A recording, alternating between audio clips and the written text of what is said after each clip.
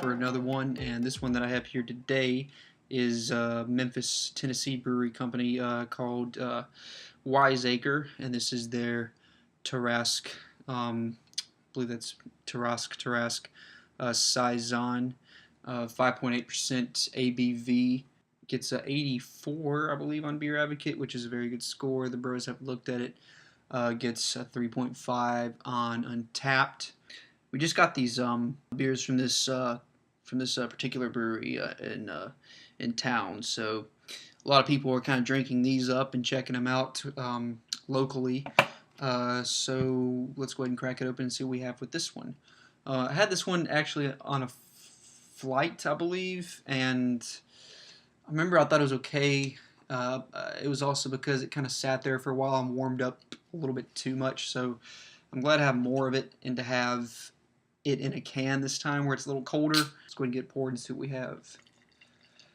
So I read about what a Tarasque was, and because I was curious, especially with this. It does have a lot of foam. Might have to save it. I was wondering what Tarasque stood for. So you can see there it gets about 3 fingers of little off-colored white, very sudsy, soapy looking head. Anyway, I was curious about what Tarasque meant, so I looked it up, and especially with this, like I said, the artwork, this weird creature eating this poor man, and it's basically, you know, one of those sort of fabled mythic animals from ancient times, kind of a cross between a lion and a serpent.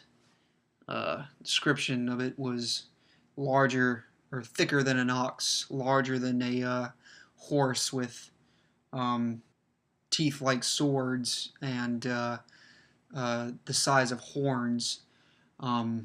Lived in a marsh in a province in France, and was tamed by here they are in the picture here by Saint Martha, who sung at hymns, recited parables, and was able to tame it and charm the beast. So a little bit of a religious sort of parable there, really. Anyway, interesting kind of little tidbit. I just like history to begin with. So yeah, again, now it's down to 2 fingers of head, and it looks like it's going to stick around, which is nice in this Belgian-style flute glass. The actual appearance of it is kind of coppery orange, very clear. Looked very carbonated when I was first pouring it. I was seeing a lot of just dense amounts of tiny bubbles in it when I was first pouring it. Looks like it might leave some solid lacing. Yeah, it looks pretty good, so let's go ahead and go for the aroma on it. So basically, this has, I can kind of get in the aroma, kind of one of the things I wasn't really all that, I don't want to say displeased with, but it has sort of a herbal kind of aroma to it, almost kind of like Lady Grey tea, if that makes any sense, which I believe has bergamot in it, which is a sort of citrusy, herby kind of thing. It has a little bit of that aroma in it, but it does have a little bit of that, also a bit of that horsey kind of barnyardy, hay-like smell, that sort of funky smell from the Belgian yeast. A little bit of that bubblegum kind of aroma as well. So it does have some good Belgian qualities to it in terms of aroma, which is always a good sign with a Belgian beer. So yeah, let's go ahead and go for the flavor on this one. Cheers.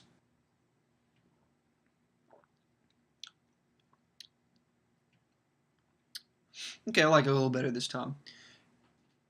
That bubblegum and the aroma that I was talking about, that is also really inherent in a lot of Belgian-style ales, is very forward, in this one, which I kind of like. It's pretty pleasant.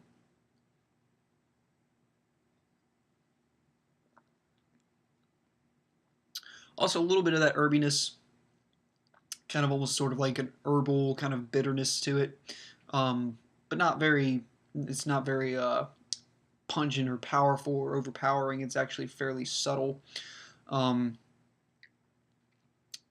the only downside I can see right now with the flavor profile is that it does sort of just fizzle out towards the end, meaning there's not really a whole lot to work with at the back of the palate. It's kind of gone after the first kind of first hit of flavors you get on the front of the palate. So there's not a whole lot to work with in that regard. But it is very pleasant. It's actually also quite drinkable, and that's, I think, one of the things um, hindering it maybe. I think it could be a little bit more potent in terms of alcohol. It could have a little bit of a higher alcohol content in order to infuse it with more flavor, give it a little bit more body maybe. But it is really drinkable. The mouthfeel, like I said, is light. It's sort of watery, not too watery, but just drinkable watery. If that makes any sense, like that, just sort of like a drinkable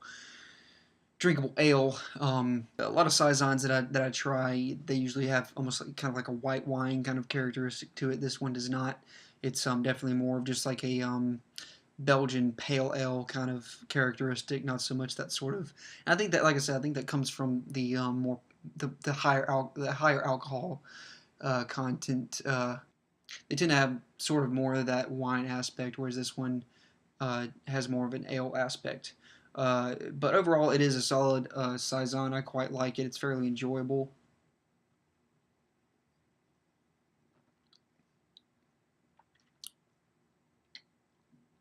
Yeah, it's kind of like a nice baseline saison.